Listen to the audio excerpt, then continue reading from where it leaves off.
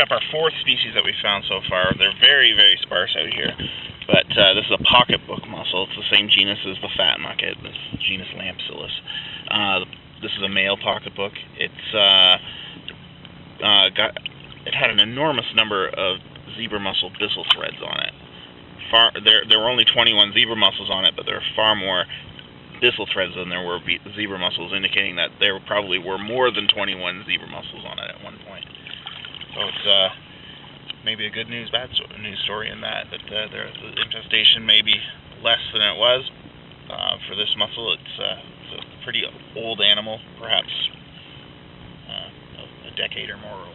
So it's these things grow very slowly. But in the face of having all that competition and infestation by the zebra mussels, it's a hard life out here for these things. What do we got here? Tom's got a giant floater here. A different species. Very light shell, grows very quickly, gets really big, like you can see, very, very inflated. So is there any air in there? Is that? No, well, doesn't float too well. but less so. And yeah, they're very thin-shelled animals, so they grow very quickly. This is an eastern pond mussel, and it is an endangered species in Michigan and endangered in Ontario, Canada. It's one of the few mussels that's only found in the Great Lakes and not in the tributary streams. It's a kind of a lentic specialist rather than a lotic specialist. And it's because it's only found in these areas, it's found directly in the eye of the zebra mussel and quagga mussel storm.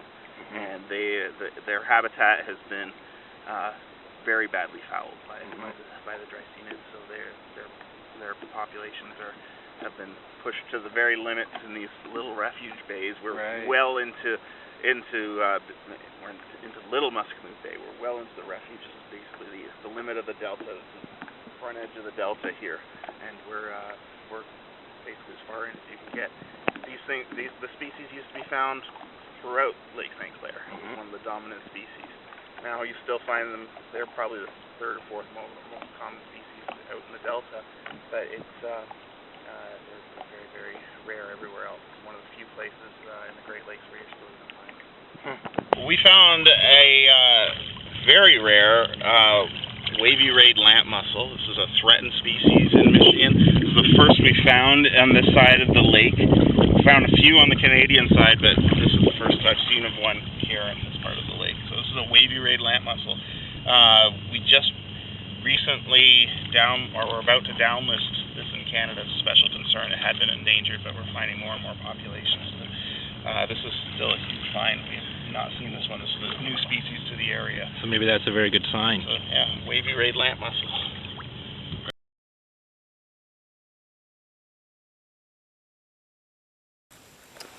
So here's our total count for this hour and a half of search.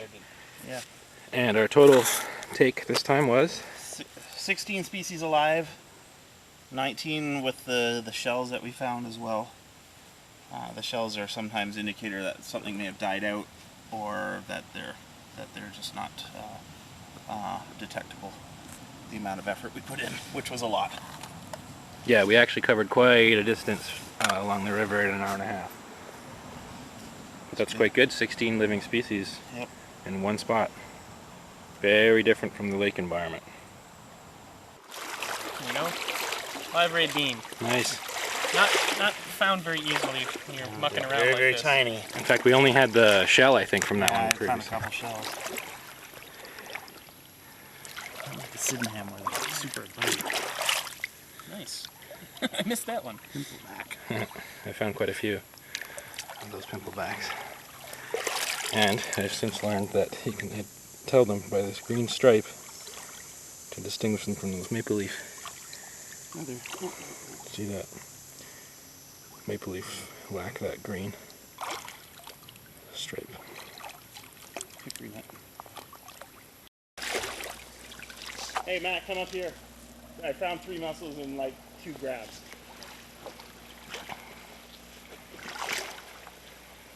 There's a round hickory nut mussel. Nearly extirpated from Canada. the only river, one of the only rivers in Michigan where you can find them alive. So they're just about gone, essentially. Just about gone.